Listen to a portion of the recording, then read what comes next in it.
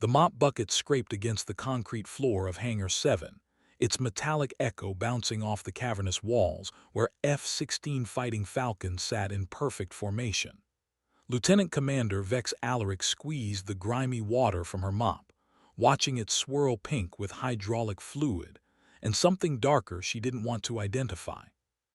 3 months of janitorial duty had taught her the intricate geography of stains on this particular stretch of Edwards Air Force Base, but tonight something felt different. The usual symphony of distant engines and radio chatter had gone silent, replaced by an unsettling stillness that made her skin crawl. She'd been America's youngest female squadron leader before the incident. Before Major Hendrik Voss decided her combat record in Syria meant nothing compared to his bruised ego. Before the trumped-up charges of failure to follow direct orders landed her here, pushing a mop instead of a stick. The brass had been eager to make an example of someone, and a decorated pilot with a backbone made for an attractive target. Vex paused near the maintenance office, her enhanced hearing picking up muffled voices through the reinforced door. She'd learned to move like a ghost these past months, invisible to the officers who'd once saluted her. The custodial uniform had become her camouflage, transforming her from threat to furniture in their eyes. But tonight, that invisibility would become her greatest weapon. Project Nightfall is compromised, a voice hissed through the door. Major Voss she recognized immediately, his distinctive wheeze from too many cigarettes and too little conscience. The Chinese know about the stealth modifications, another voice replied. Colonel Marcus Reed, base commander, a man she'd once respected. We need to move the prototype before. The conversation stopped. Footsteps approached the door. Vex's pulse quickened, but her hands remained steady as she continued mopping, affecting the slouched posture of someone who'd given up on life. The door cracked open, casting a slice of yellow light across the hangar floor. Just the cleaner, Voss muttered, barely glancing at her. Keep talking. She'd spent 18 months in Afghanistan, earned the Distinguished Flying Cross, and survived a SAM missile that killed her wingman. But in this moment, being dismissed as just the cleaner felt like the victory of her life. Because what they didn't know, what none of them knew, was that Lieutenant Commander Vex Alaric possessed something far more dangerous than flying skills. She had an eidetic memory, a security clearance they'd forgotten to revoke, and access to every corner of this base. Most importantly, she had nothing left to lose. The real war was about to begin. The voices resumed behind the door, and Vex positioned herself to catch every word while maintaining her rhythmic mopping. Her brain, trained through years of processing split-second aerial combat decisions, absorbed and cataloged each detail with mechanical precision. Project Nightfall wasn't just another weapons system. It was the next generation of stealth technology, designed to make American aircraft completely invisible to enemy radar. The leak came from inside. Colonel Reed's voice carried a tremor of barely controlled panic. Someone with high-level access sold us out to Beijing. How high? Voss demanded. Pentagon level, maybe higher. Vex's knuckles whitened around the mop handle.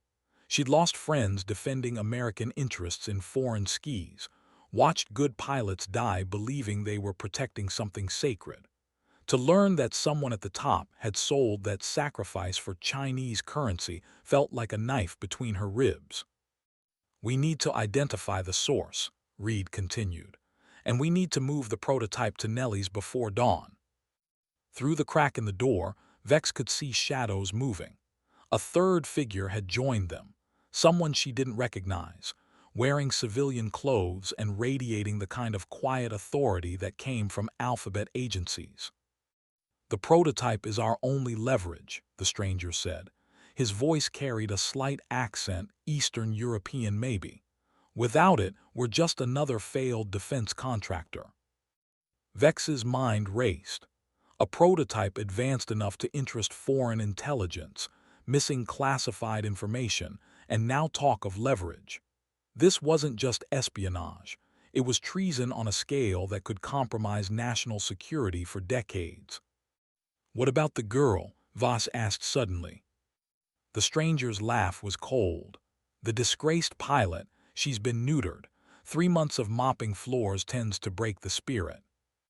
"You don't know Vex Alaric," Reed said quietly.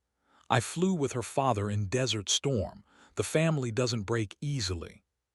"She's no threat," Voss insisted. "I made sure of that." Vex forced herself to breathe slowly, fighting the urge to kick down the door and confront them. Her father had taught her patience during their weekend flights over the Nevada desert. "A good pilot waits for the right moment to strike," he'd said. "Rushing gets you killed." The stranger's footsteps moved closer to the door. "Everyone's a threat until they're eliminated. Maybe it's time to arrange an accident." The casual way he discussed her murder sent ice through Vex's veins. She'd survived enemy fire, mechanical failures, and the bureaucratic assassination of her career. But this was different. This was personal. She resumed mopping, mind already formulating a plan. They thought she was broken, defeated, neutered. They'd underestimated her completely. In their arrogance, they'd handed her the perfect cover and the perfect opportunity. By morning, she'd either be dead or have enough evidence to bring down the entire conspiracy. Either way, she wouldn't be pushing a mop anymore. The meeting inside the office continued for another hour, revealing details that made Vex's blood run cold. The prototype wasn't just advanced stealth technology. It was a complete tactical system that could coordinate multiple aircraft in real time, essentially creating an invisible armada. In the wrong hands, it could render America's entire air defense system obsolete. She learned that the Chinese had been feeding information to a network of compromised officials, slowly building a complete picture of American capabilities.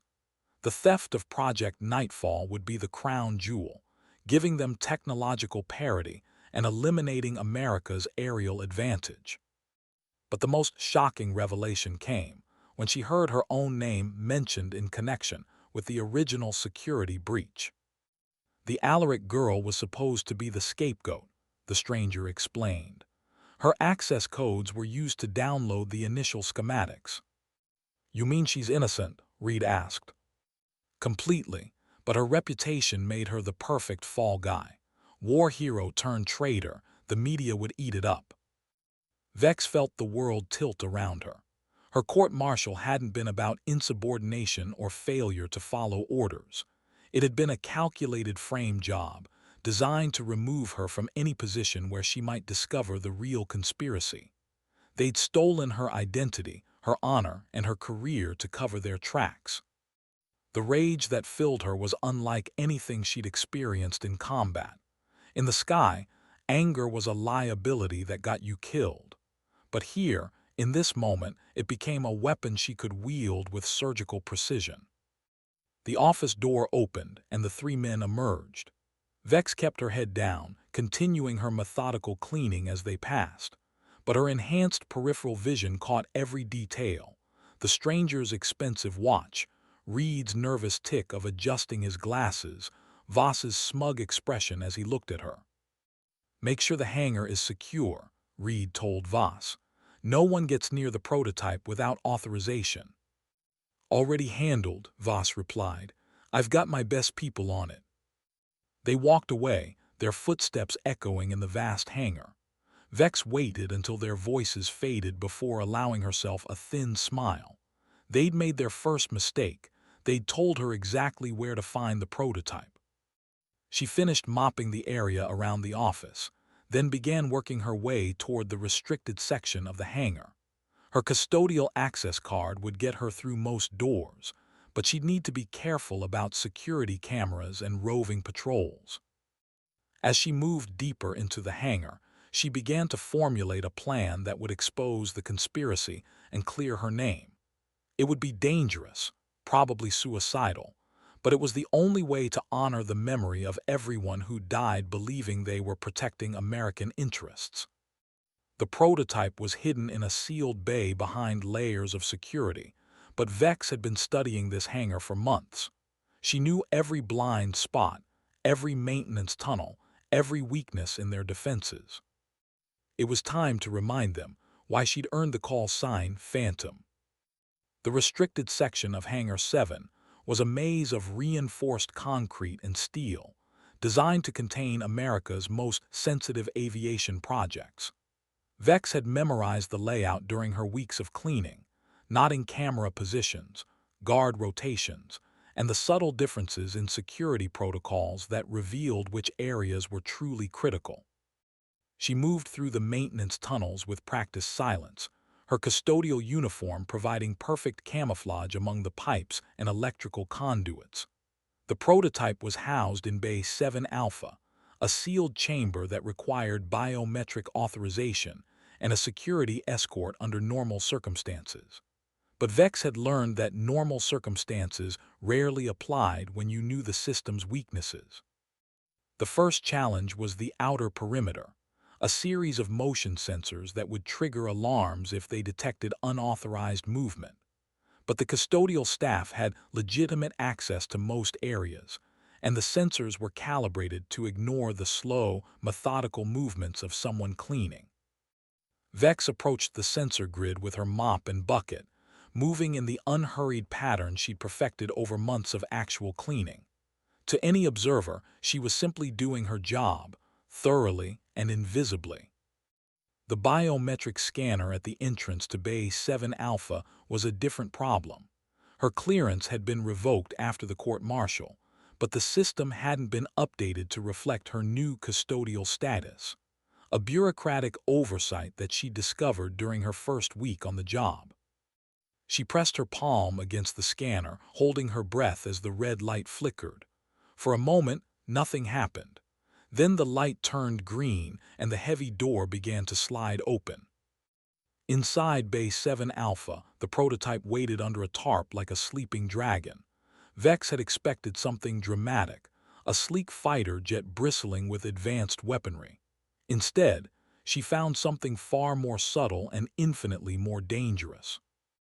The aircraft looked almost ordinary, a modified F-35 Lightning II with subtle alterations to its profile. But as she studied it more closely, she began to understand the true nature of the threat. The modifications weren't just about stealth, they were about transformation.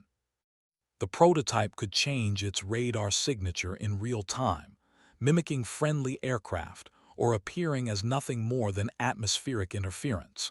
It could coordinate with other aircraft through quantum-encrypted communications, creating a network of invisible attackers that could strike without warning. But the most disturbing discovery came when she found the technical specifications hidden in a locked cabinet. The prototype wasn't just a weapon. It was a proof of concept for an entire fleet of undetectable aircraft that could be mass-produced once the technology was perfected. Vex photographed everything she could find, using a camera hidden in her cleaning supplies. The evidence was overwhelming: technical specifications, production schedules, and most damning of all, financial records showing payments to Chinese intelligence operatives. As she worked, she heard footsteps approaching from the outer corridor. Her blood froze as she recognized the distinctive rhythm of military boots on concrete. Someone was coming to check on the prototype. She quickly closed the cabinet and positioned herself near the aircraft, affecting the appearance of someone cleaning around the mysterious object. The footsteps stopped just outside the door. "Everything secure in there?" a voice called out. "Just finishing up," Vex replied in the weary tone she'd perfected during her months of menial labor. The footsteps moved away and she allowed herself a moment of relief, but her time was running out. Soon, the morning shift would arrive, and her window of opportunity would close. She had the evidence she needed to expose the conspiracy, but she also had something more valuable: detailed knowledge of the prototype's capabilities and vulnerabilities. Information that could be used to stop the technology from falling into enemy hands. The question was whether she could survive long enough to use it. Vex spent the next hour documenting every detail of the prototype systems, her military training allowing her to quickly assess the aircraft's capabilities and limitations. What she discovered was both impressive and terrifying, a machine that could fundamentally alter the balance of global air power. The quantum communication system was the key breakthrough. It allowed multiple aircraft to share targeting data instantaneously, creating a networked swarm that could overwhelm any defense system. But the technology was also inherently fragile, requiring precise calibration and constant maintenance to function properly. As she photographed the specifications, she noticed something that made her pause. The quantum encryption protocols were based on theoretical work published by Dr. Elena Vasquez, a brilliant physicist who died in a car accident 6 months earlier. Vex had read about the tragedy in the base newsletter, but now she wondered if it had been an accident at all. The deeper she dug into the technical documentation, the more disturbing the picture became. The prototype wasn't just stolen technology. It was built on the graves of American scientists and engineers who died under suspicious circumstances. Her enhanced memory began connecting dots she'd previously ignored. The unusual number of accidents among defense contractors working on advanced aviation projects, the mysterious deaths of researchers who'd published papers on quantum mechanics and stealth technology, the systematic elimination of anyone who might have recognized the theft. A sound from the outer corridor made her freeze. Footsteps again, but this time they were moving with purpose. Someone was coming to check on the prototype, and they wouldn't be satisfied with a casual response from the cleaning lady. Vex quickly gathered her equipment and moved toward the emergency exit at the rear of the bay. She discovered the hidden passage during her second week on the job, a maintenance tunnel that connected to the main ventilation system. The footsteps stopped outside the main entrance, and she heard the distinctive beep of a security card being scanned. The door began to slide open as she slipped into the tunnel, pulling the access panel closed behind her. Through the thin metal, she could hear voices discussing the prototype's readiness for transport. They were moving it tonight, probably to a more secure facility where it could be transferred to its final destination. She crawled through the narrow tunnel, her knees scraping against the metal floor as she made her way toward the main ventilation shaft. The evidence she'd gathered was damning, but she needed more than photographs to stop the conspiracy. As she emerged into the main shaft, she heard an alarm begin to sound. They discovered her breach of the restricted area. Within minutes, the entire base would be on lockdown, and her window of opportunity would slam shut. But Vex had spent too many years in combat to be deterred by impossible odds. She'd survived situations that should have killed her, accomplished missions that others had declared hopeless. This was just another day at the office. She began climbing toward the surface, her mind already formulating the next phase of her plan. The prototype would be moved under heavy guard, but she knew the route they'd take and the vulnerabilities in their security protocols. By dawn, she'd either be dead or have struck a blow that would reverberate through the highest levels of government. Either way, she wouldn't go down without a fight. The ventilation shaft opened onto the roof of the hangar, where Vex emerged into the cool night air of the Nevada desert. The alarm was still sounding, but she could see security teams converging on the main entrance, their flashlights cutting through the darkness like angry fireflies. She moved across the roof with practiced stealth, using the shadows cast by communications equipment to avoid detection. Her years of combat training had taught her to become invisible in any environment, and the rooftop provided perfect cover for observation. From her elevated position, she could see the entire transport operation unfolding below. A convoy of black SUVs had arrived at the hangar's rear entrance, their occupants moving with the efficient precision of federal agents. The prototype was being loaded onto a specialized trailer, its distinctive silhouette barely visible under layers of protective covering. But what caught her attention was the presence of civilian vehicles mixed in with the military transport. She recognized one of them, a silver sedan that had been parked near the base's main gate for the past week. Someone had been watching, waiting for this moment. Through her enhanced vision, she could see faces she recognized from the meeting in the office. Major Voss stood near the convoy, checking his watch nervously. Colonel Reed was talking to a group of federal agents, his body language suggesting barely controlled panic. And there, directing the operation from the shadows, was the mysterious stranger who discussed her murder so casually. Vex activated the camera in her cleaning supplies and began documenting the entire operation. The evidence was overwhelming. High-ranking military officers working with foreign agents to steal America's most advanced technology. But she knew that photographs alone wouldn't be enough to stop them. As she watched, she noticed something that made her blood run cold. The convoy was heading toward the main gate, but a second group of vehicles was positioning itself along the alternate route.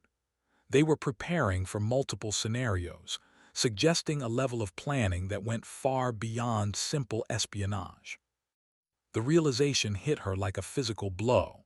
This wasn't just about stealing the prototype. It was about eliminating everyone who knew about it. The convoy would never reach its supposed destination. Instead, it would be ambushed, the prototype would disappear, and the official story would blame foreign terrorists or mechanical failure. She thought about the federal agents loading the trailer, professional men and women who believed they were serving their country. They had no idea they were walking into a trap that would cost them their lives.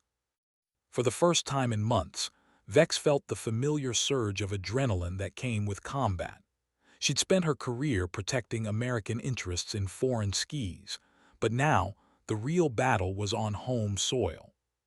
She began moving across the rooftop, heading for the communications array that would allow her to contact the outside world. The conspiracy was too deep, too well connected to fight through normal channels. She needed to go directly to the media to create enough public pressure to force an investigation. But as she reached the communications equipment, she realized she'd been spotted. A red laser dot appeared on her chest, tracking her movement with deadly precision. Someone had been watching her watching them. The laser sight tracked across her chest as Vex dove behind a ventilation unit, her combat instincts taking over.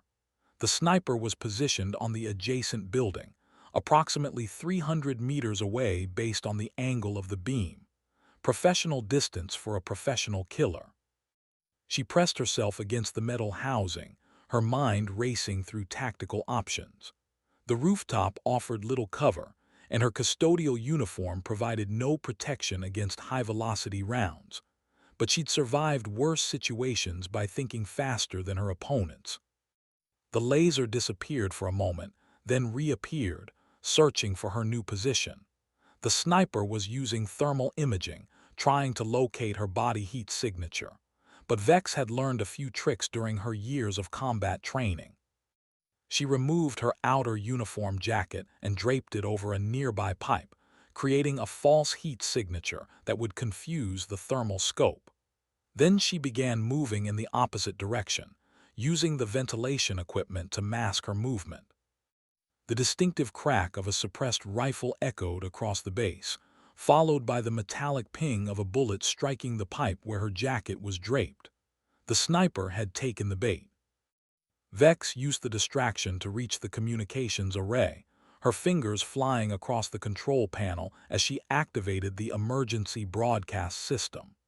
The base's internal communications were probably compromised, but she could still reach external frequencies. Mayday, Mayday, this is Lieutenant Commander Vex Alaric, United States Air Force, she whispered into the microphone. I have evidence of a conspiracy involving the theft of classified technology. Repeat, American military personnel are involved in espionage activities. She broadcast her location and the details of what she'd discovered, hoping that someone in the outside world would hear and take action. But even as she spoke, she knew it might be too late. The sound of boots on metal told her that security teams were climbing onto the roof. They traced her location through the broadcast, and now they were closing in from multiple directions. She grabbed the memory card from her camera and slipped it into her boot, then destroyed the remaining evidence with her hands. If she didn't survive, at least the photographic proof would remain. "There she is," someone shouted from across the roof. Vex looked up to see armed figures moving toward her position, their weapons trained on her location. But these weren't base security personnel. They were wearing civilian clothes and carrying military-grade equipment. "Lieutenant Commander Alaric," a voice called out, "you need to come with us." She recognized the voice, the mysterious stranger from the office meeting.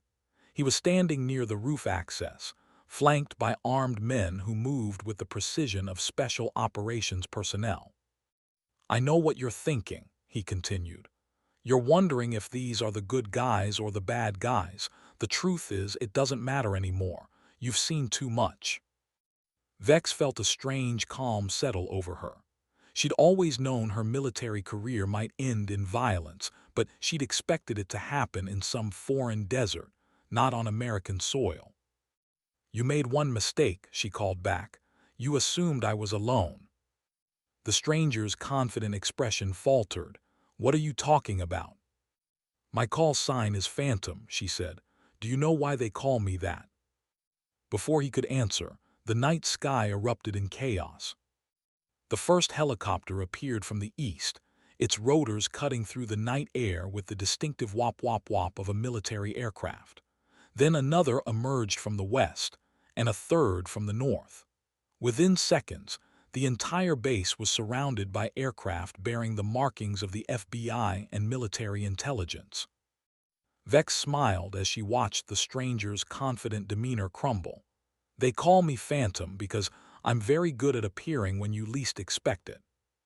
The truth was, she'd been preparing for this moment since her first day of custodial duty. She'd known that eventually, her investigation would lead to a confrontation, and she'd spent weeks establishing contact with federal agents who were investigating suspicious activities at Edwards Air Force Base.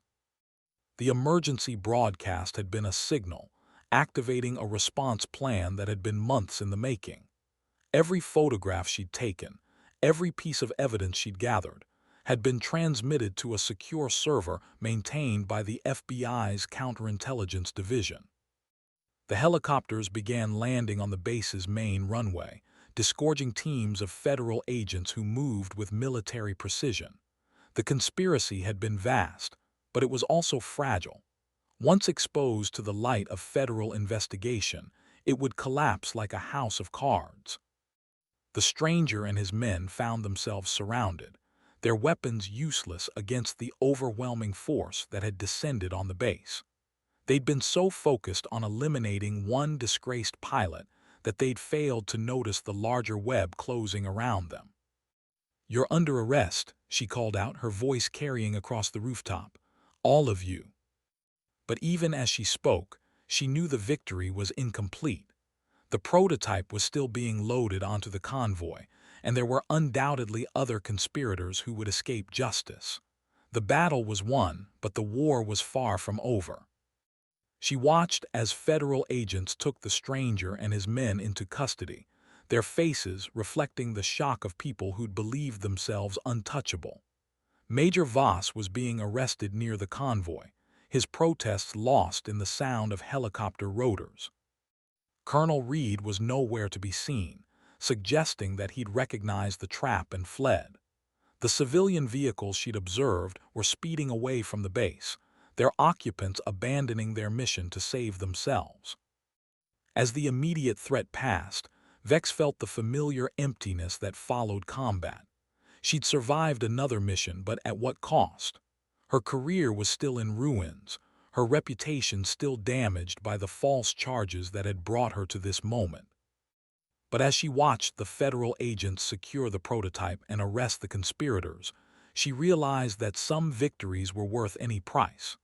She'd done what she'd sworn to do when she'd first put on the uniform: protect American interests against all enemies, foreign and domestic. The nightmare was over. The real work was just beginning. As dawn broke over Edwards Air Force Base, Vex found herself in a surreal position, sitting in a federal debriefing room as a star witness rather than a suspect.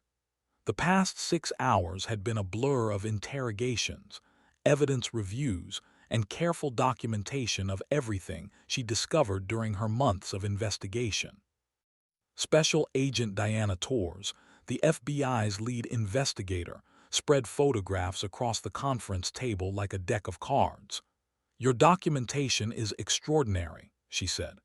"We've been tracking this conspiracy for over a year, but we never had anyone on the inside."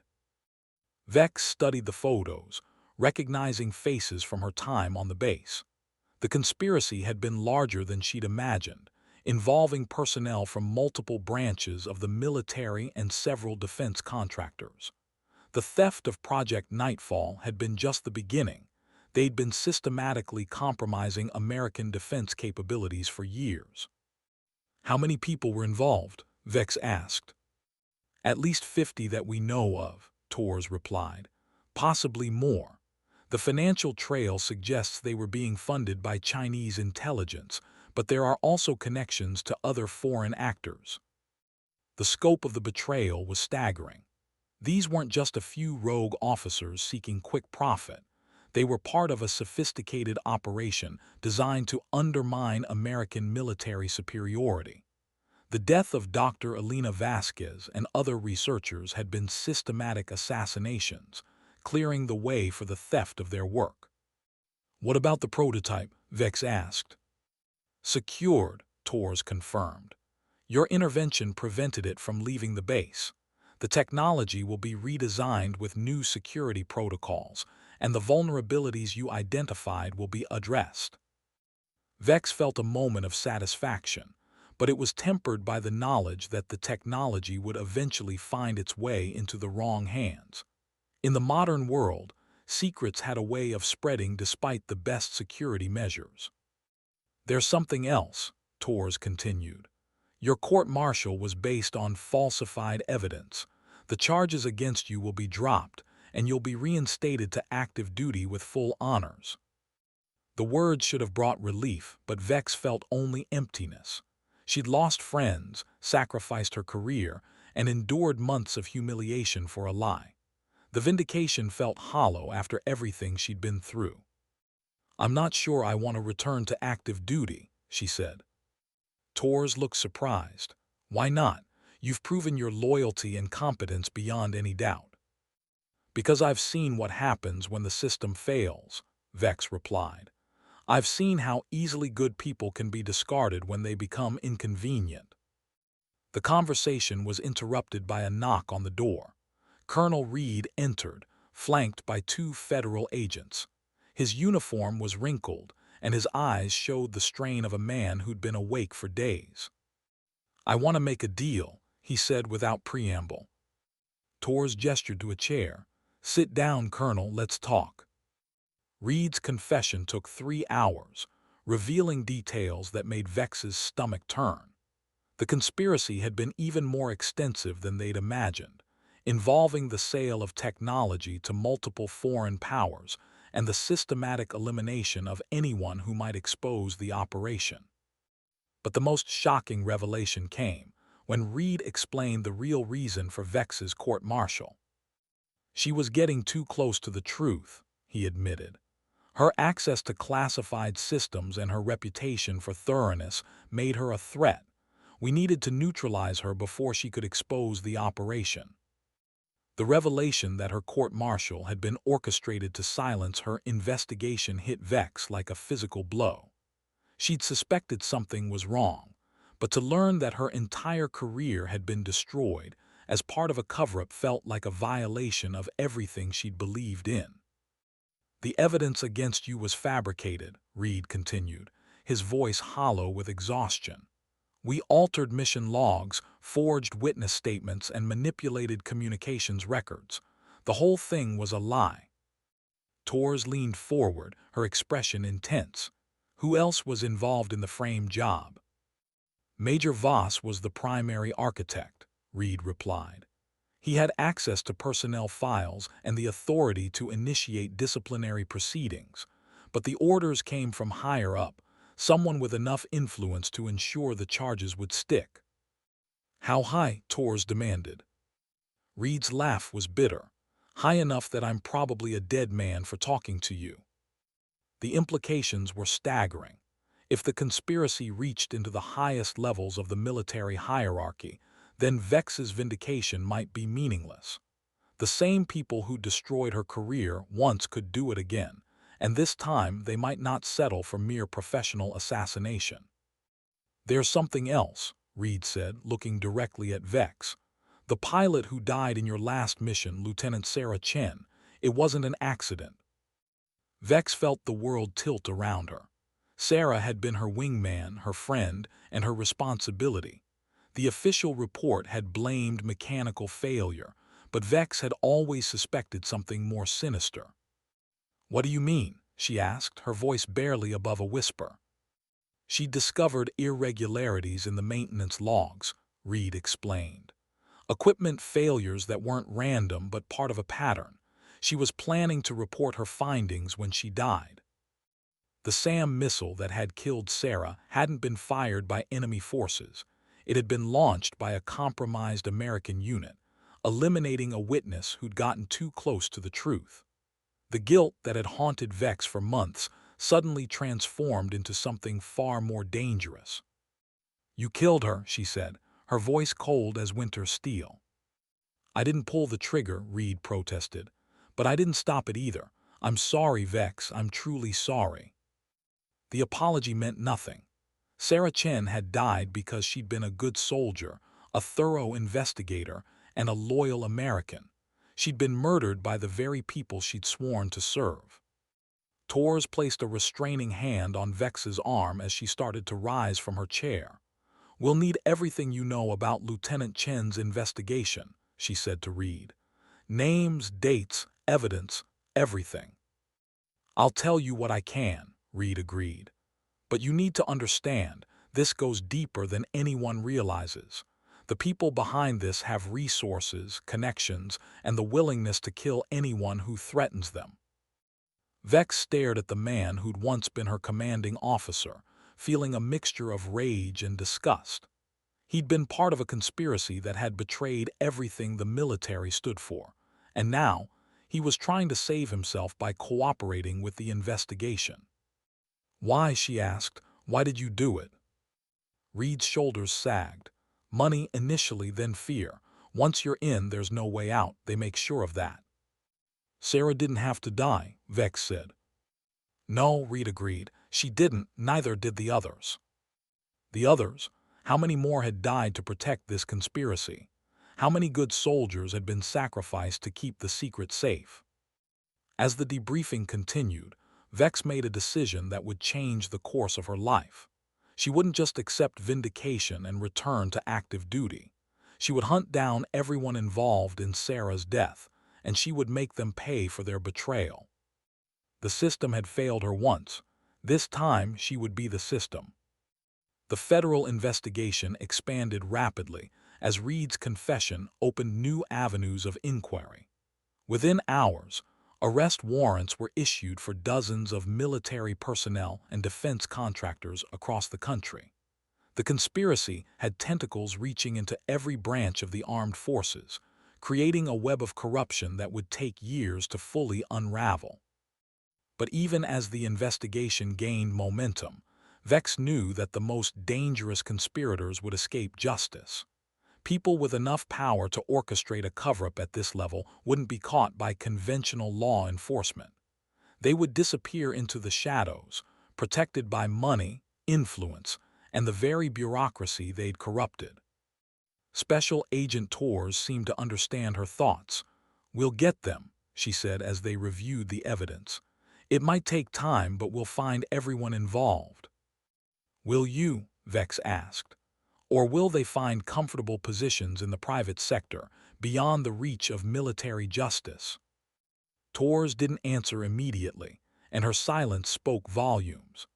The federal government had a long history of allowing high-ranking officials to escape consequences for their actions, especially when their prosecution might expose uncomfortable truths about systemic corruption. There are other ways to seek justice, Torres said finally, unofficial ways. The suggestion hung in the air between them, unspoken but clearly understood. The FBI was offering Vex a choice: accept official vindication and return to her military career, or pursue a different path that might lead to real justice for Sarah Chen and the others who had died. What kind of other ways? Vex asked. Torres glanced around the room, ensuring they were alone. There are people in the intelligence community who share your concerns about corruption in the military. People who believe that sometimes the system needs to be protected from itself. You're talking about off-the-books operations, Vex said. I'm talking about justice, Torres replied. The kind that doesn't get bogged down in bureaucracy and politics. The offer was tempting, but Vex had seen enough shadows to know that they came with their own dangers. Once you stepped outside the official system, there was no guarantee you could find your way back. I need time to think, she said. Of course, but don't take too long. The people we're after won't wait for the wheels of justice to turn. As if summoned by her words, Tor's phone rang. She answered it quickly, her expression growing increasingly grim as she listened to the voice on the other end. I understand, she said finally. We'll be right there. She hung up and looked at Vex with eyes that had seen too much. Reed is dead. Apparent suicide in his cell, but there are signs of a struggle. The news hit Vex like a punch to the gut. Reed had been their best source of information about the conspiracy, and now he was gone. The timing was too convenient to be coincidental. They got to him, she said. It looks that way, which means they know about the investigation and they're cleaning house. Torres stood and gathered her files. I need to secure the other witnesses before they disappear permanently. Are you willing to help? Vex thought about Sarah Chen, about the good soldiers who died for a lie, about the months she'd spent pushing a mop while murderers walked free. The decision crystallized in her mind with the clarity of a target lock. I'm in, she said, but I do this my way. Torres nodded grimly. I wouldn't expect anything less from the Phantom. The safe house was located in a nondescript suburb outside Las Vegas, its bland exterior concealing a sophisticated command center that would have impressed even the most seasoned intelligence professionals. Vex found herself working alongside a team of federal agents, military intelligence officers, and civilian contractors who shared her commitment to exposing the truth. Major Voss had been found dead in his quarters 3 hours after Reed's suicide, an apparent heart attack that the preliminary autopsy suggested was induced by exotic toxins. The conspiracy was systematically eliminating witnesses, racing to cover their tracks before the investigation could reach the highest levels of government. We're dealing with professionals, Agent Torres explained as she briefed the team. They have resources, training, and the willingness to kill anyone who threatens them. This isn't just about stolen technology anymore. It's about survival. The team leader was a man introduced only as Control, whose weathered face and steady hands suggested extensive field experience. He studied the evidence with the methodical precision of someone who'd spent years hunting dangerous prey. The pattern is clear, he said. They're following a protocol designed to eliminate all traces of the conspiracy. Anyone with direct knowledge of the operation will be targeted for elimination. Vex felt a chill as she realized the implications. That includes me. Yes, Control confirmed. Your investigation exposed their operation, and your testimony could destroy what remains of their network. They'll come for you next. The thought should have been terrifying, but Vex found herself oddly calm. She'd spent months living in fear, fear of disgrace, fear of irrelevance, fear of a future without purpose. Now that the fear had a face and a name, she could fight it. Good, she said, let them come. Control smiled, the expression transforming his stern features. I was hoping you'd say that. We're going to use you as bait. The plan was audacious in its simplicity. Vex would return to Edwards Air Force Base under the pretext of cleaning out her old quarters, making herself visible to anyone who might be watching. The conspiracy would send assassins to eliminate her, but they'd find themselves walking into a trap. The risk is considerable, Control warned. These people have already killed at least a dozen witnesses. They won't hesitate to add you to the list. They already tried to destroy my life, Vex replied. Now they're threatening to finish the job. I'd rather die fighting than live in hiding. Tors handed her a communications device disguised as a standard military radio. This will allow us to track your location and coordinate the response.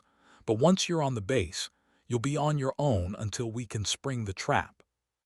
Vex clipped the device to her belt, its weight a comforting reminder that she wasn't truly alone. But she knew that when the moment came, her survival would depend on the skills she'd learned in years of combat training. There's something else, Control said. We've identified the mastermind behind the conspiracy, someone with enough influence to orchestrate cover-ups at the highest levels of government. He handed her a classified file that made her blood run cold. The photograph showed a man she recognized from military ceremonies and congressional hearings, General Marcus Thorne, chairman of the Joint Chiefs of Staff. He's been selling American military secrets for over a decade, Control explained. The theft of Project Nightfall was just the latest in a series of operations designed to compromise American defense capabilities. The revelation that General Thorne was the mastermind behind the conspiracy transformed everything Vex thought she knew about the military hierarchy. This wasn't just corruption. It was treason at the highest levels of command, involving someone who had the power to shape American defense policy for decades. How long have you known? She asked. We've suspected for months, Control admitted. But we couldn't prove it until Reed's confession provided the missing pieces. Thorne has been careful to insulate himself from direct involvement, using intermediaries and cutouts to maintain plausible deniability. Vex studied the general's file, noting his distinguished service record and numerous commendations. On paper, he was the perfect American soldier, a decorated veteran who'd risen through the ranks through competence and dedication. The reality was far more sinister. What's his motivation? She asked. Money, initially, Tors replied. He's been living beyond his means for years, maintaining expensive homes and private investments that his military salary couldn't support. The Chinese were paying him millions for access to classified information. But it became more than that, Control added. He started to believe he was serving a greater purpose, that American military dominance was destabilizing the world order. He convinced himself that sharing technology with potential adversaries would create a more balanced international system. The psychology was familiar to Vex from her counterintelligence training. Traitors rarely started with the intention of betraying their country. They convinced themselves they were serving some higher purpose, rationalizing their actions until murder became acceptable. He's been grooming successors, Control continued, building a network of officers who share his philosophy and are willing to continue his work. Even if we eliminate him, the conspiracy will survive. The scope of the betrayal was staggering. This wasn't just about stealing technology. It was about fundamentally altering the balance of global power, weakening America's military capabilities while strengthening those of potential adversaries. We need to expose the entire network, Vex said. Not just Thorne, but everyone who's been working with him. That's where you come in, Tors said. Thorne knows that you're the key witness who can destroy him. He'll want to handle your elimination personally to ensure it's done properly. The plan was beginning to take shape in Vex's mind. They would use her as bait to draw Thorne into the open, forcing him to reveal the extent of his network while simultaneously gathering evidence of his crimes. He's smart, she said. He won't come himself, he'll send assets. We're counting on that, Control replied. Every asset he deploys gives us more information about his operation. Eventually, he'll run out of intermediaries and have to act directly. Vex felt the familiar pre-combat calm settling over her. This was what she'd been trained for, not just flying missions in foreign skis, but protecting American interests from all enemies, foreign and domestic. When do we start? She asked. Tonight, Control said. We've arranged for you to return to Edwards under the cover of retrieving personal effects from your old quarters. Intelligence suggests they're planning to move against you within the next 24 hours. The timeline was tight, but Vex preferred it that way. Extended operations gave enemies time to adapt and counterattack. Quick strikes were harder to defend against. What about backup? She asked. We'll have teams positioned around the base, Torres assured her. But they'll maintain distance to avoid spoiling the trap. You'll be alone until we can identify and neutralize the threat. The drive back to Edwards Air Force Base felt like a journey through time, each familiar landmark triggering memories of the career that had been stolen from her. The guard at the main gate recognized her, his surprised expression quickly replaced by the neutral professionalism expected of military personnel. Lieutenant Commander Alaric, he said, I heard about your reinstatement. Congratulations. Thank you, Sergeant, she replied, nodding the genuine warmth in his voice. Not everyone on the base had believed the charges against her, and some had paid a price for their loyalty. Her old quarters were located in the officers' housing complex, a cluster of modest apartments that had housed generations of military families. The building felt different now, somehow smaller and more fragile than she remembered. The apartment itself was exactly as she'd left it, a sparse collection of furniture and personal effects that reflected the transient nature of military life. But as she began gathering her belongings, she noticed subtle signs that someone had been there recently. A book on her coffee table was positioned slightly differently than she remembered. The blinds were adjusted to an angle that didn't match her usual preference. Someone had been searching the apartment, looking for evidence or clues about her investigation. She activated the communications device, sending a coded signal to the surveillance team. They would know that the trap was working. The conspirators were already moving against her. As she packed her few personal possessions, Vex reflected on the path that had brought her to this moment. 6 months ago, she'd been a decorated combat pilot with a promising future. Now she was a federal asset hunting traitors in the shadows of her former life. The irony wasn't lost on her. They tried to destroy her by forcing her into a custodial role, but that experience had taught her to see things others missed. She'd learned to be invisible, to move through spaces without attracting attention, to observe and remember details that others ignored. A sound from the hallway made her freeze. Footsteps, moving with the careful precision of someone trying to avoid detection. She'd been expecting this moment, but the reality of it still sent adrenaline coursing through her system. She positioned herself behind the kitchen counter, using the apartment's layout to her advantage. The door was the only way in or out, creating a natural choke point that would force any attackers to expose themselves.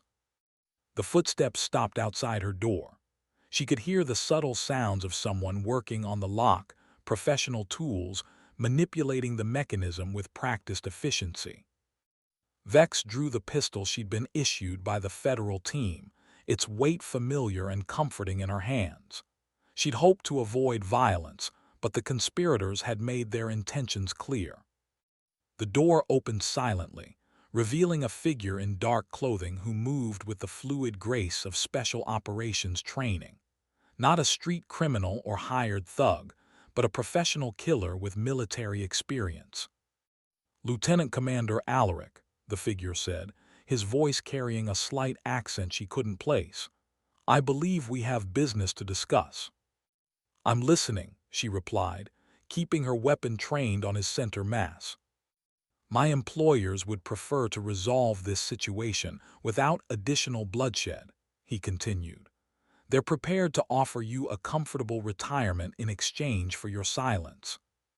The offer was probably genuine, but Vex had seen too much to trust anyone connected to the conspiracy. They'd already demonstrated their willingness to kill witnesses, and she had no intention of becoming another victim.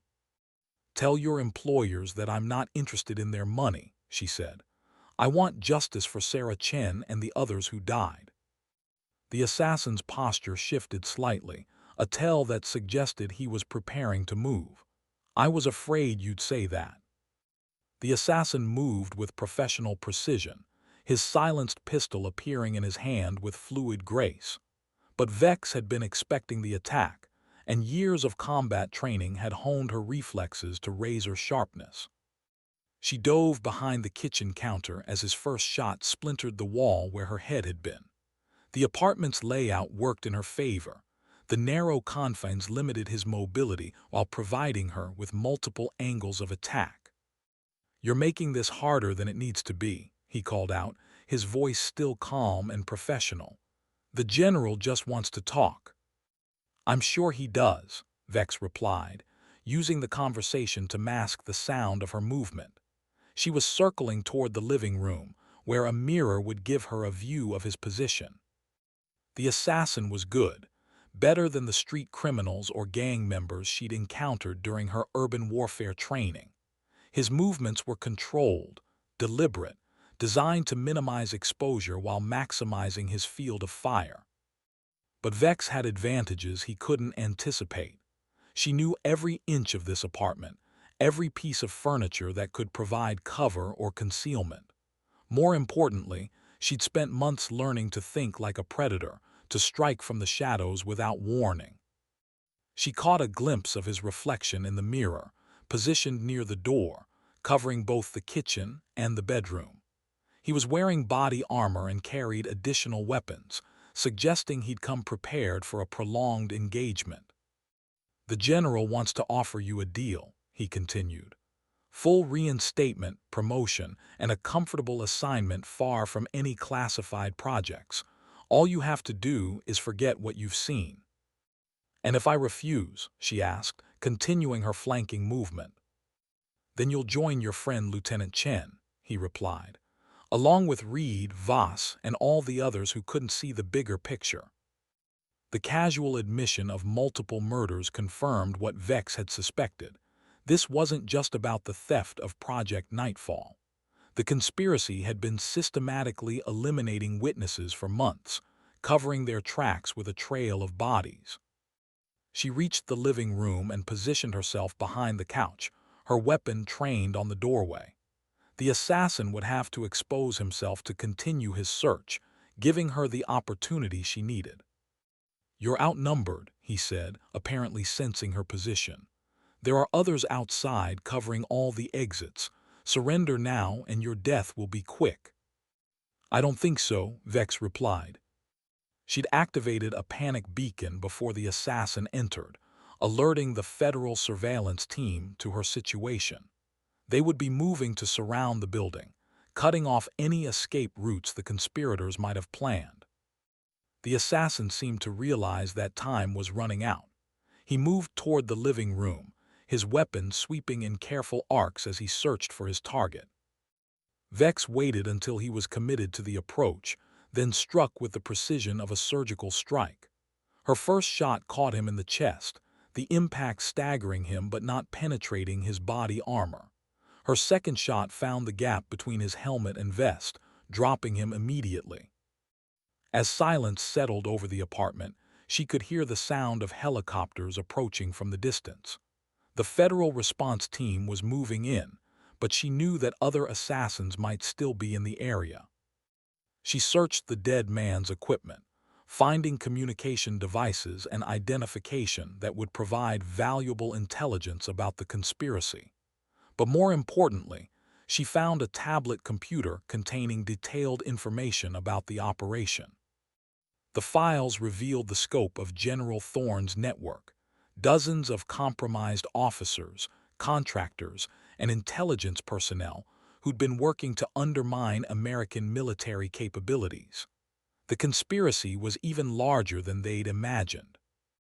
As federal agents stormed the building, Vex realized that eliminating one assassin was just the beginning. The real battle was about to begin. The federal response team secured the building with military precision, their movements reflecting the serious nature of the threat they were facing. Agent Torres was among the first to enter, her expression grim as she surveyed the scene. "Are you injured?" she asked, nodding the blood on Vex's uniform. "Not mine," Vex replied, gesturing toward the assassin's body. "But there are others outside. He said I was outnumbered." Torres spoke into her radio, coordinating with the teams surrounding the building. Within minutes, they'd identified and neutralized 2 additional assassins who'd been positioned to cover the apartment's exits. "Professional operators," Control observed as he examined the bodies. "Military training, expensive equipment, and no identification. These aren't street criminals, they're elite assets." The discovery confirmed what Vex had suspected about the conspiracy's resources. General Thorne had access to the kind of personnel and equipment that could only come from official channels, suggesting that the corruption extended throughout the military hierarchy. "What did you find on the tablet?" Torres asked. Vex handed over the device, its encrypted contents already being analyzed by federal technicians. Communication logs, financial records, and what looks like a target list were not the only ones they're after. The target list was particularly disturbing. Dozens of military personnel, defense contractors, and government officials who'd been marked for elimination. Some names were already crossed out, indicating completed operations. "Dr. Elena Vasquez," Control said, pointing to one of the crossed-out names. "The quantum physicist who died 6 months ago. They've been systematically eliminating anyone who might expose their operation." "And Sarah Chen," Vex added, her voice tight with suppressed emotion. "My wingman. She was investigating maintenance irregularities when she was killed." The tablet also contained financial records showing payments to compromised personnel throughout the military hierarchy. The amounts were staggering, millions of dollars flowing from Chinese intelligence services to American officers and contractors. "General Thorne was just the tip of the iceberg," Torres said as she reviewed the data. "This conspiracy involves personnel from every branch of the military, along with civilian contractors and intelligence officers." The scope of the betrayal was unprecedented in American military history. The conspirators had been systematically weakening American defense capabilities while strengthening those of potential adversaries, creating vulnerabilities that could persist for decades. "We need to move fast," Control said. "Now that they know we're onto them, they'll accelerate their timeline. Anyone on this list who's still alive won't be for long." Vex studied the names on the target list, recognizing several from her time on the base. Good soldiers who'd had the misfortune to stumble across evidence of the conspiracy, now marked for death by the very people they'd sworn to serve. "I know most of these people," she said. "If we can reach them in time, we might be able to turn them into witnesses instead of victims."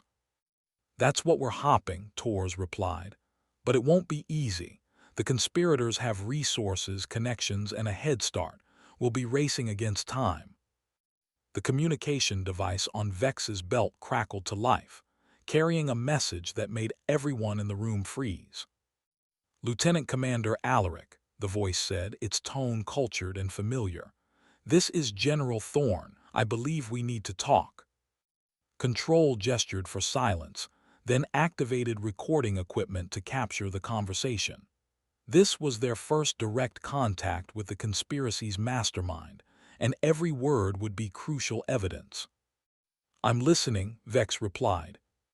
"You've caused considerable disruption to a carefully planned operation," Thorne continued. "But I'm prepared to offer you one final opportunity to resolve this situation peacefully." "I'm not interested in your deals," Vex said. Too many good people have died for your conspiracy.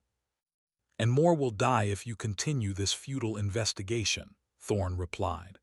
I'm offering you a choice. Stand down now, and your friends on the target list will be spared. Continue your interference, and they'll all be eliminated within the next 12 hours. The ultimatum hung in the air like a death sentence, its implications clear to everyone in the room. General Thorne was offering to spare innocent lives in exchange for Vex's silence, but they all knew that any deal with the conspiracy would be meaningless. You're lying, Vex said into the communication device. You've already killed Reed, Voss, and dozens of others. Why should I trust you now? Because I'm offering you something you want, the chance to save lives, Thorne replied. The people on that list are good soldiers who stumbled into something beyond their understanding. They don't deserve to die for your vendetta. Control was already coordinating with federal teams to locate and protect the potential targets, but Vex knew it would be impossible to reach them all in time. The conspiracy had demonstrated its ability to strike anywhere, anytime, with professional precision. What do you want? She asked. Complete silence about everything you've discovered, Thorne said. No testimony, no evidence, no investigation. In exchange, I'll call off the elimination protocols and allow the remaining witnesses to live. Torres was shaking her head vigorously, but Vex understood the impossible choice she was facing. Accept the deal, and a corrupt conspiracy would escape justice while potentially continuing to undermine American security. Refuse, and innocent people would die for her principles. I need time to consider your offer, she said. You have 1 hour, Thorne replied. After that, the elimination protocols will be activated automatically. Choose wisely, Lieutenant Commander. The communication device went silent, leaving the room in tense quiet. Everyone understood the stakes. They were racing against time to prevent a massacre while simultaneously gathering evidence to expose a conspiracy that reached the highest levels of government. He's bluffing, Control said. He doesn't have the resources to eliminate multiple targets simultaneously. Are you willing to bet innocent lives on that assumption? Vex asked. The question highlighted the moral complexity of their situation. They were fighting to expose corruption and seek justice, but their actions had put innocent people at risk. The weight of those lives pressed down on Vex like a physical burden. We can protect some of them, Torres said. Federal teams are already moving to secure the highest priority targets, but you're right, we can't save them all. Vex studied the target list again, noting the geographic distribution of the names. The conspirators had been thorough, identifying witnesses across multiple states and military installations. Even with unlimited resources, the federal response would be spread too thin to provide complete protection. There's another option, she said slowly. What if we don't try to save them all? Control looked at her sharply. What do you mean? What if we let Thorne think he's won? Vex continued. I accept his deal publicly, but we continue the investigation in secret. Use the extra time to gather evidence while protecting the most vulnerable witnesses. That's incredibly dangerous, Torres said. If Thorne discovers the deception, he'll escalate beyond anything we've seen. He's already escalated, Vex replied. The question is whether we can outmaneuver him before he realizes what's happening. The plan was audacious in its simplicity, a double bluff that would require perfect coordination and flawless execution. But it offered the possibility of saving lives while continuing the investigation. I'll need to appear to stand down completely, Vex said. No federal protection, no obvious surveillance, no contact with the investigation team. I'll be completely exposed. We can't ask you to take that risk, Control said. You're not asking, Vex replied. I'm volunteering. The decision crystallized her transformation from decorated pilot to something far more dangerous, a hunter operating in the shadows. willing to sacrifice everything to protect American interests from enemies both foreign and domestic. "All right," Control said finally. "But we do this my way, with full operational security and emergency protocols. One mistake and we're all dead." The deception required meticulous planning and flawless execution. Vex would publicly accept General Thorne's deal, announcing her withdrawal from the investigation and her intention to return to active duty.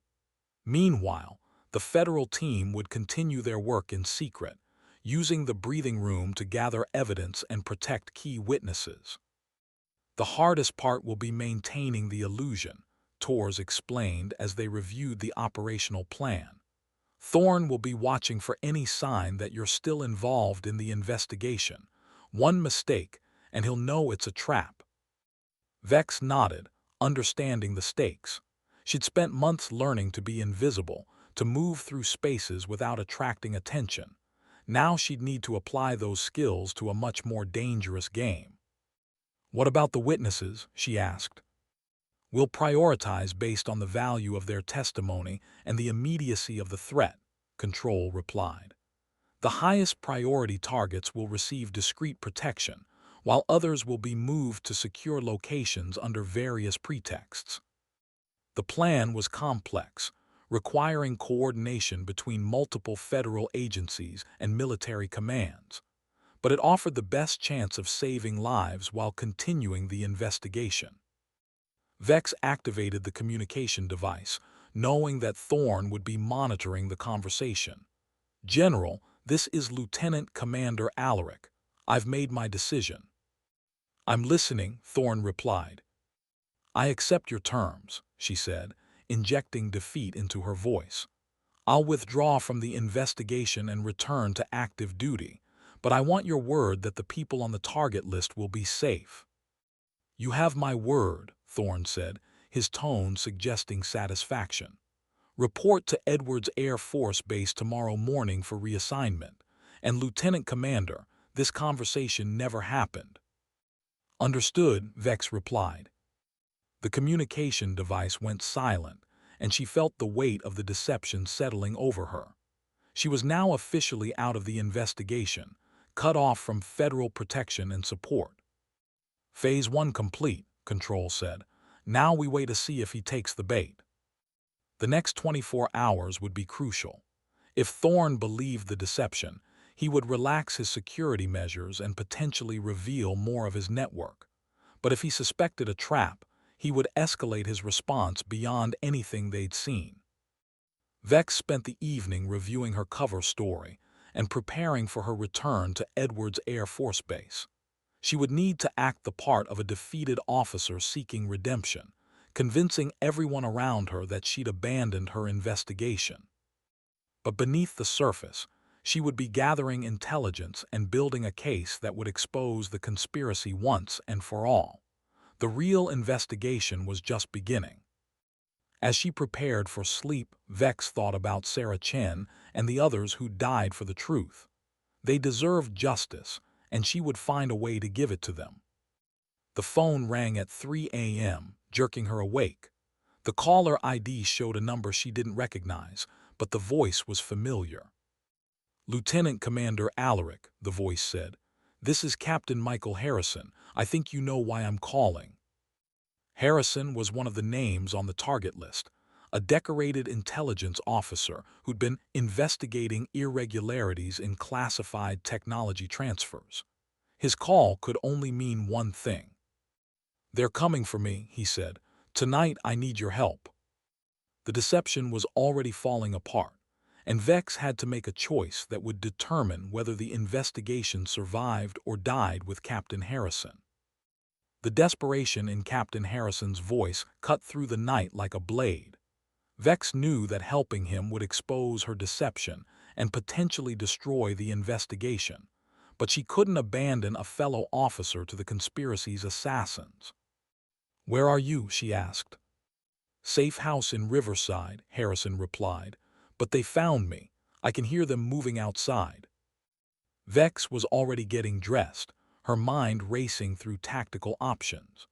Riverside was 40 minutes away under normal circumstances, but she'd need to move fast to reach Harrison before the assassin struck. "Stay on the line," she said. "I'm coming to get you." "You can't," Harrison protested. "They'll kill you too." "Let me worry about that," Vex replied. "What's your exact location?" As Harrison provided the address, Vex was already planning her approach. She'd need weapons, transportation, and a way to communicate with the federal team without revealing her involvement. The communication device Tors had given her was still active, and she used it to send a coded message about the situation. The response was immediate and predictable, Control ordering her to stand down and maintain her cover. But Vex had made her decision. She'd already lost Sarah Chen to the conspiracy's violence, and she wouldn't let another good officer die while she played political games. She drove toward Riverside with reckless speed, her mind focused on the tactical challenges ahead. The assassins would be professionals, well-equipped and prepared for resistance, but they wouldn't expect a disgraced pilot to charge into their operation. "They're in the building," Harrison whispered into the phone. "Ground floor moving toward the stairs." "How many?" Vex asked. "At least 3, maybe more." The numbers weren't encouraging, but Vex had faced worse odds in combat. The key was to use surprise and superior positioning to even the balance. "Is there a back entrance?" she asked. "Fire escape on the west side," Harrison replied, "but they'll have it covered." Vex pulled into the parking lot of a convenience store 2 blocks from the safe house, studying the building's layout through her binoculars. The structure was a converted warehouse, its industrial design providing both advantages and disadvantages for defensive operations. She could see movement in the windows, dark figures moving with tactical precision. The assassins were already inside, closing in on Harrison's position. "I'm going radio silent," she told Harrison. "Whatever happens, don't come out until I give the all clear." "Lieutenant Commander." "That's in order, Captain." She ended the call and began her approach, using the surrounding buildings for concealment. The assassins would be focused on their target, creating opportunities for someone willing to take risks. The fire escape was indeed covered, a sniper positioned on the adjacent building with a clear view of the exit. But Vex had expected that, and she'd come prepared. She reached the sniper's position through a series of rooftop jumps that would have been impossible for someone without extensive physical training. The assassin was so focused on the fire escape that he never sensed her approach. The confrontation was brief and silent, ending with the sniper unconscious and Vex in possession of his equipment. She now had Overwatch capability and communications access to the assault team. "Target is on the 4th floor," she heard through the sniper's radio, converging from multiple directions. "Copy that," another voice replied. "Eliminate on sight." Vex moved to the fire escape, knowing that she had minutes before the assassins reached Harrison's position. The building's industrial construction would provide good cover, but she'd be outnumbered and outgunned. As she climbed toward the 4th floor, she could hear gunfire erupting from inside the building. The battle for Captain Harrison's life had begun. The gunfire intensified as Vex reached the 4th floor, the sound of automatic weapons echoing through the industrial building.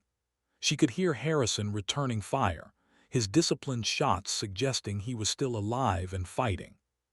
Through the fire escape window, she could see the tactical situation developing. 3 assassins were advancing on Harrison's position from different directions, using professional bounding techniques to maintain constant pressure while minimizing exposure. Harrison was barricaded in what appeared to be an office, using furniture and filing cabinets to create a defensive position. But his ammunition would be limited, and the assassins were systematically destroying his cover with concentrated fire. Vex positioned herself to provide flanking fire, her rifle trained on the nearest assassin. The shot would expose her position, but it would also relieve pressure on Harrison and potentially turn the tide of the battle. She waited for the right moment, then fired a single shot that dropped the first assassin immediately. The remaining two immediately shifted their attention to her position, their weapons swinging toward the fire escape. "New contact west side," one of them reported into his radio. "Engaging." Vex was already moving, using the building's industrial features to provide cover as she repositioned for another shot.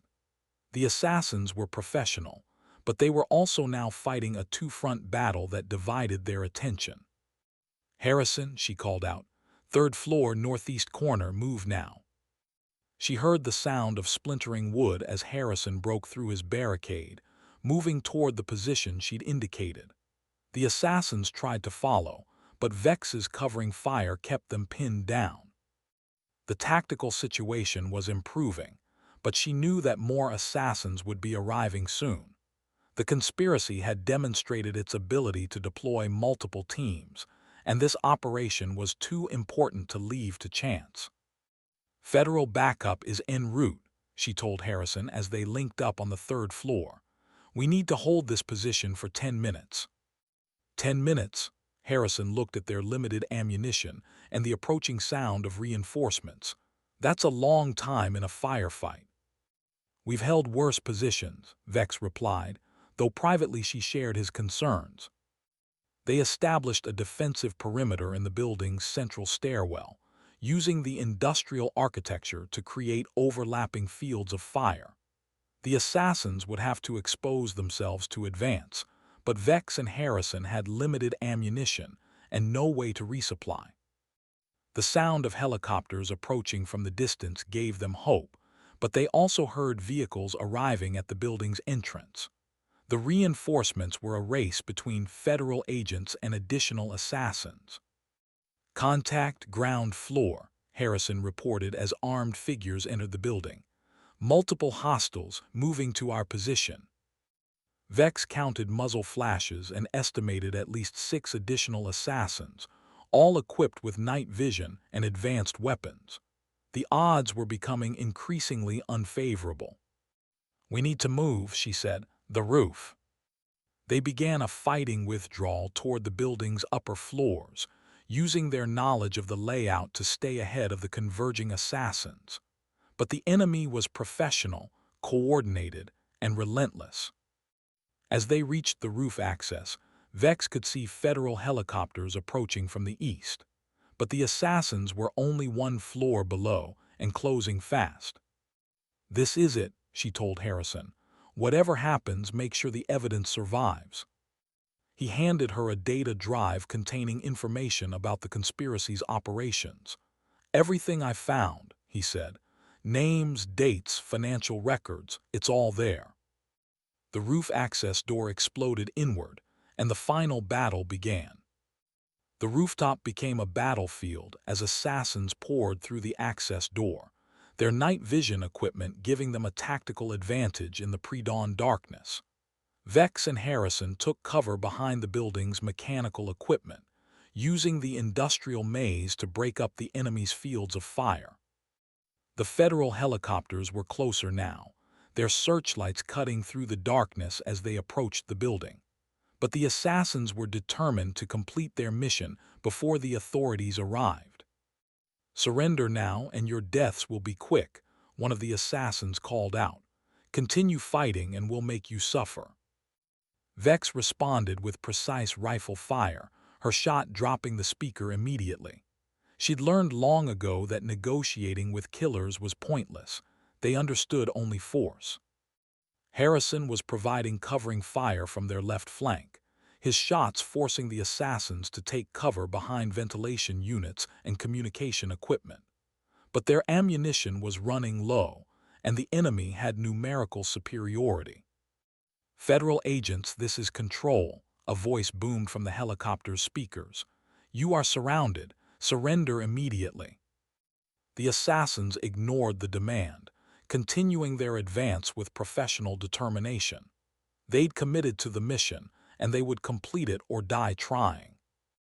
One of them managed to flank their position, appearing from behind a communication array with his weapon trained on Harrison. Vex turned to engage, but she was too far away to prevent the shot. The rifle crack echoed across the rooftop, followed by Harrison's grunt of pain. He'd been hit in the shoulder, his weapon falling from nerveless fingers. Vex killed the flanking assassin with a headshot, then moved to Harrison's position. The wound was serious but not fatal, though he was losing blood rapidly. "I'm done," he said, his voice tight with pain. "Get the evidence to the feds." "We're both getting out of here," Vex replied, though she knew.